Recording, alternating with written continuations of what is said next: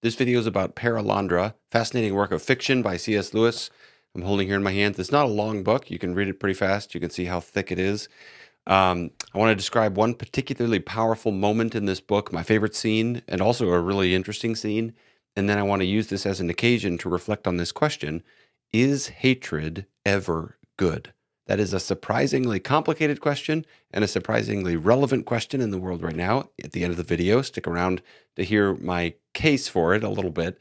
I'm going to argue basically, yes, hatred can be good. Now, this is the second book in the Ransom trilogy. I'll put up a picture of all three books for why I call these the Ransom trilogy, not the Space trilogy as they're often called.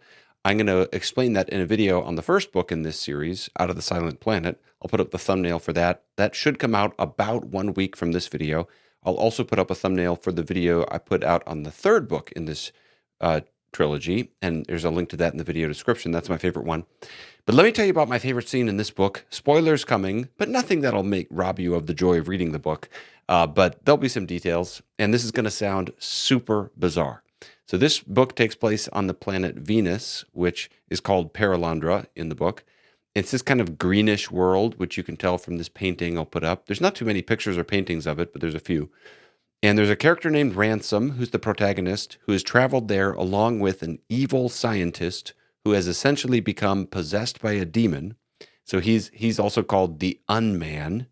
And in this story, Venus is a pre-fallen world, and the Adam and Eve of that world are there, and the Eve of that world is being tempted into sin by the Unman. I told you, it's kind of bizarre. It doesn't seem that bizarre as you're reading the book, but just describing it sounds kind of crazy. But so Ransom is trying to stop this process, and he's basically trying to convince the woman, like, no, that's what happened in our world. That didn't work out so good in our world. So you have and it takes place over a long period of time. So you have these kind of philosophical conversations between the demon, the unfallen woman, and this fallen but basically good man. And so you can see how that kind of plot can lead to all kinds of interesting reflections about the nature of goodness and the nature of evil and so forth. I hope to do another video on Perelandra on the nature of goodness as developmental and dynamic. I think that's something that's interesting. I also want to do another video on the view of angels in all three of these books in the trilogy. But here we'll make this basic point. Basically, Ransom gets to a point where he realizes, I cannot win this argument. It's just a matter of time before I lose, and she succumbs to sin and evil because of his arguments, the Unman's arguments. He realizes, he's smarter than me. He has these brilliant gifts of debate and rhetoric. And he comes to the realization, though it's a shock to him at first, that the only way to save this planet is to physically fight the Unman. And this terrifies him, of course. He's a middle-aged man. He doesn't have particular fighting skills. And chapter 11 is all sort of the internal dialogue of this character coming to terms with that. It's kind of a fascinating episode of moral decision-making and just really insightful. But in fact, it's kind of interesting. The way he kind of resolves it is he realizes basically this is going to happen one way or another. And it says that this solves for him the problem of predestination and free will. But let's leave that aside. We'll talk about that some other time. So he goes to fight the Unman, and he sees him torturing a bird. This is one of the things the Unman does. He's trying to spoil the planet. He's torturing the animals, and then he's taunting Weston for daring to fight him. He's saying, "There's no way." It's such a vivid presentation of evil. It's just like demons. They jeer and they mock.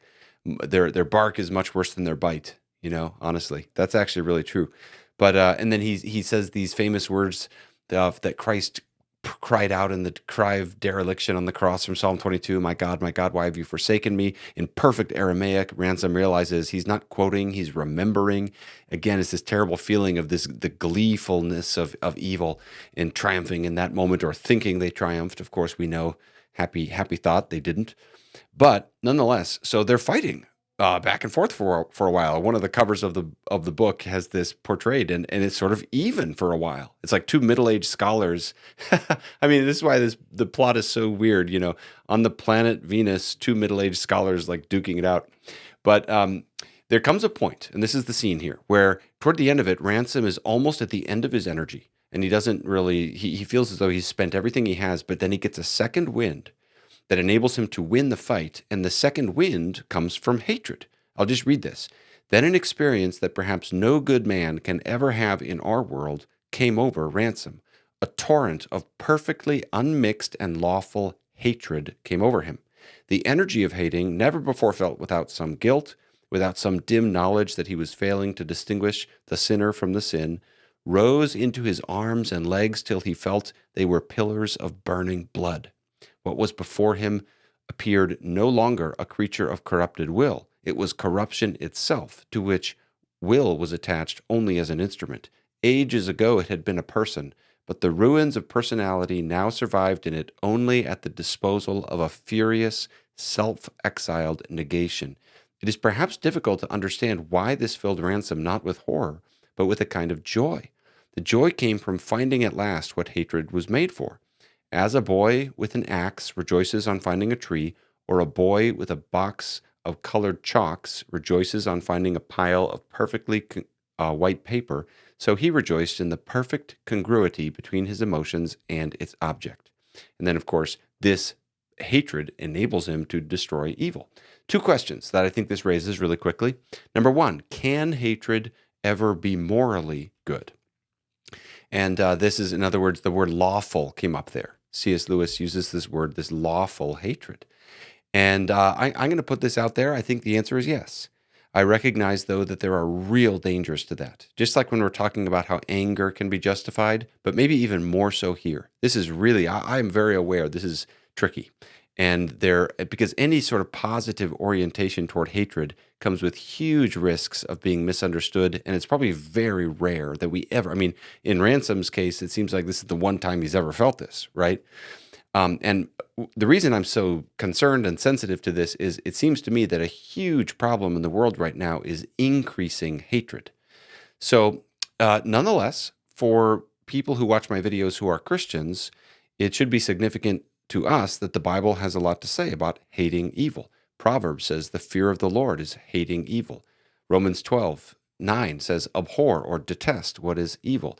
Even God is spoken of. He speaks of himself as hating evil, hating robbery, for example, in Isaiah 61 and many other passages.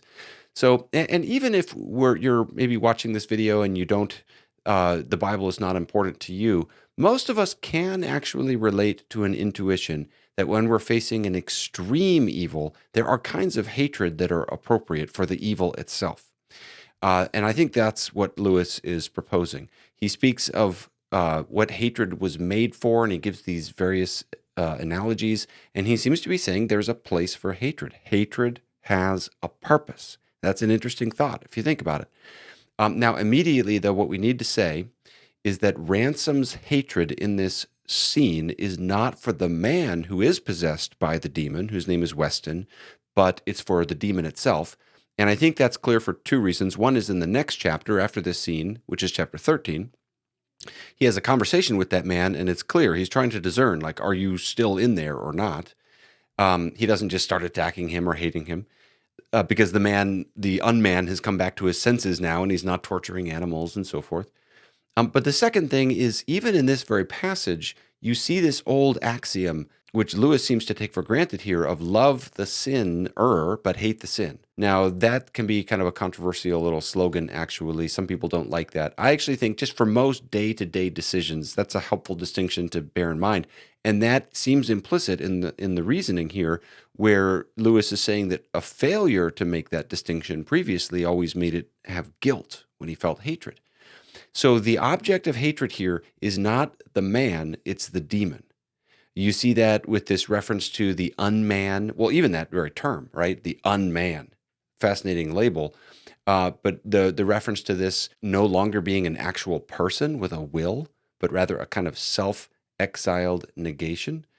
And then that recognition is immediately what leads in the next sentence to Ransom feeling a kind of joy at discovering, oh, this is why hatred exists.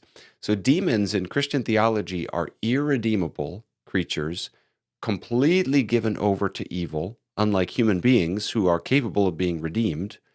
And Lewis's language here, it's very, Lewis is a great writer. This is a very creative way of this idea of the remnants of personality, a self-exile.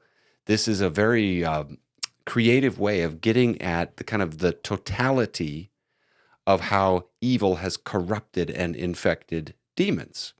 Christians believe demons exist and they're fallen angels. They're sort of, their whole being is sort of warped. That's how Lewis is envisioning it here.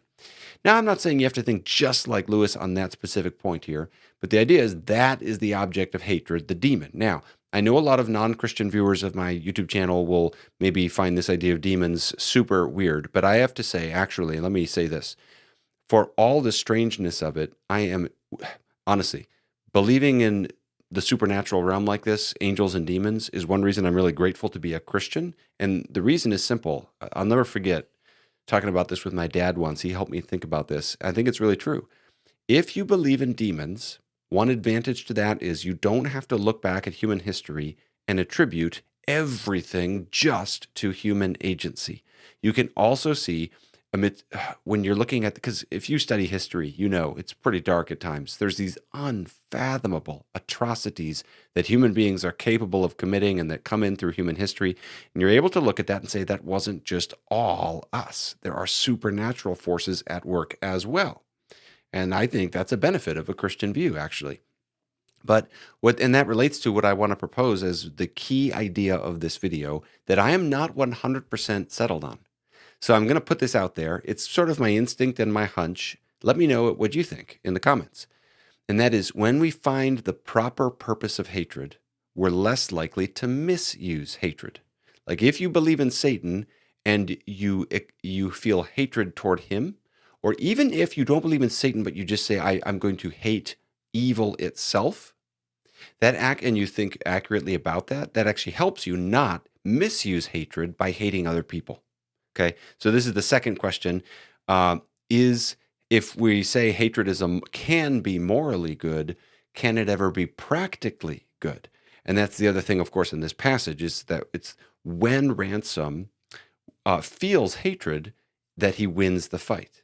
There's this kind of powerful energy in his blood is burning and so forth, and he's able to find new strength because of the hatred. Some of us have probably experienced that, where when you truly hate something, it's really motivating. Now, again, you think of the dangers, absolutely. But this is when Ransom comes to know why hatred exists, is when he sees this complete form of evil. And what Lewis is saying is, again, there is a kind of purpose to hatred. In many other areas of life, I think we find this, that if you find the proper use of something, you are less tempted towards a misuse. For example, if there's a weapon and you know how to use the weapon, even if it's just a sword, you're less likely to accidentally cut yourself. Similarly with human psychology, if you know the proper purpose of, say, anger, that anger serves a psychological purpose, if you're more reflective and self-aware about that, you'll be less tempted toward bad and unhealthy forms of anger. And what if it's like that with hatred? What if there's actually a legitimate role for hatred? So that when we see all the bad hatred in the world, the increasing hatred in the world, the solution to that isn't to say, stop all hatred is bad, but rather to try to find the proper purpose of hatred. And here I could just put it like this. What if hating evil, like for those of us who are followers of Christ, we struggle with communicating with charity in our hearts to each other amidst our differences in many cases. We all see that, especially on social media. What if remembering the proper purpose of hatred directed at Satan helps us in the meantime? I think that's really true. I've said this many times. If we remember, we have a bigger enemy. There's something far more evil than anything we see with our eyeballs. I think remembering that helps us not have sinful hatred. Because we should not hate other people, even non-Christians versus Christians, atheists and Christians dialoguing, or other religions dialoguing. Actually, we need to remember this. The person on the other side of politics or culture or whatever it might be, that person is made in God's image. They are redeemable. We are called to pray for them. Jesus called us to love our enemies. If you try to do that, it's extremely hard to do. I actually think finding the proper purpose of hatred helps us. The proper purpose of hatred is towards Satan. And when we remember that, I think it helps us not hate each other. I think that's right. I'm not 100%. I'm open to reconsider. Put it in the comments if you think I'm wrong. I'm open to reconsidering, but I think that seems right to me. It rings true to my experience. It rings true philosophically. It rings true to the scripture, to what I see, that basically hate evil, hate Satan. That will help you not hate people. because people are made in God's image and people are redeemable, and that's really helpful to remember. What do you think about that? Let me know what you think in the comments. What's your favorite scene in Perelandra? And if you have a favorite quote from the book, I'll read through all the comments in this video. Put up your favorite quote from the book. I have several others I might put up in a future video. Put up your favorite quote. I'd love to read through them. And the good quotes, make sure to like the good quotes. And it'll be fun to read through the comments section and get a good list of great quotes from Perelandra in the video description. All right, thanks for watching. Look out for my next video on Out of the Silent Planet. Don't forget to like and support the video if you want. Got lots of great stuff coming for the rest of July, August. I'm excited about Truth Unites. If you want to support my ministry, I really feel that this is what God has called me to do, and he's blessing me in it, and I just love it. It's so much fun. It's so meaningful. I see fruit in it, so I'm grateful to God. Support is really helpful and needed, so you can do that. Links in the video description to all that if you want to help me out. Thanks for watching, everybody.